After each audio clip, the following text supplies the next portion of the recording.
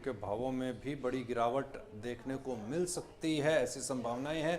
Metal को लेकर के अनुज क्या लगता है? मेटल पे काफ़ी लंबे समय से चर्चा भी नहीं हो पाई।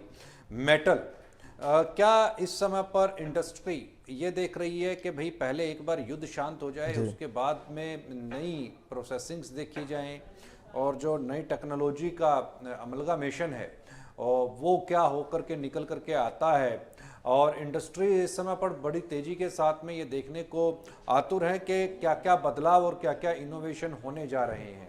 तो ऐसे के अंदर में कॉपर, लेड, एल्यूमिनियम, जिंक, इनमें आपका रुझान क्या नजर आता है? क्या यहाँ पर एक बाइंग अपॉर्चुनिटी आपको दिखाई देती है?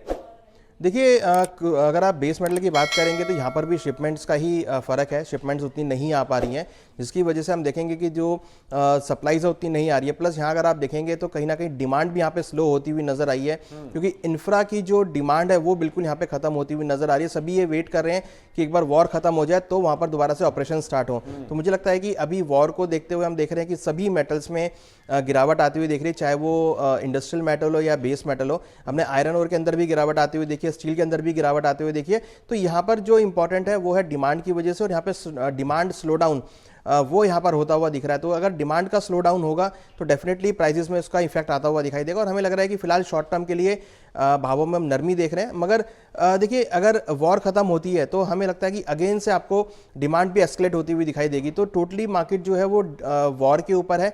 वॉर अगर खत्म होता है तो फिर आपको बेस मेटल में अच्छी खासी रिकवरी देखने को मिलेगी। मगर फिलहाल अभी जो सिचुएशन चल रही है, इंडस्ट्रियल डिमांड कमजोर पड़ती हुई दिख रही है, तो उसकी वजह से हम देख रहे हैं भाव थोड़े नरम होते हुए दिखाई दिए, और लग रहा है कि शॉर्ट टर्म में अभी भावों में नरमी और देखने को मिल सकती है।